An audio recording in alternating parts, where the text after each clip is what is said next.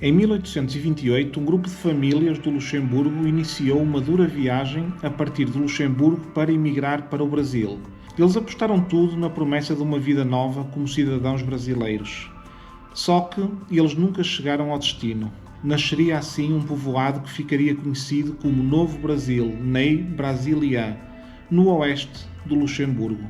Na hora de embarcar nos barcos em direção ao Rio de Janeiro, foram avisados de que Dom Pedro I, então imperador do Brasil e que também foi rei de Portugal, avisou por carta que já tinha imigrantes a mais no país. O problema é que todas estas pessoas tinham vendido as suas casas, tinham gasto o dinheiro de uma vida para percorrerem centenas de quilómetros a partir de vários pontos do Luxemburgo até ao porto de Bremen, na Alemanha. Carregavam crianças ao colo e em carroças. Como devem imaginar, foi um banho de água fria porque naquela altura havia uma febre brasileira.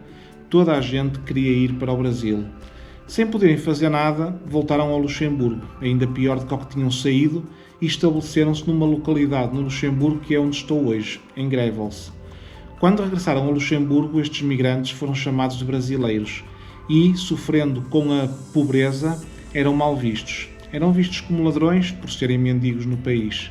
Tentavam sobreviver como artistas de rua ou a vender artigos no mercado. Esta localidade onde estou, Grevels, foi chamada de Novo Brasil, Ney Brasília, nome que se manteve até 1957.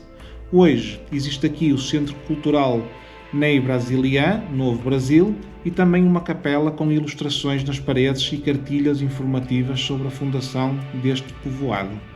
Conta-se ainda hoje em Grevels que naquela altura, a caminho dos mercados, se cantavam versos como: certa vez olhei para o céu e uma voz me chamou: crianças, naveguem agora para a terra do Brasil. Ou então, outros versos como: Majestade, o Imperador, o que lhe prometemos aqui, seja e permaneça sábio em todos os momentos e não nos deixe perecer aqui. Espero que tenham gostado do vídeo, um abraço e até à próxima.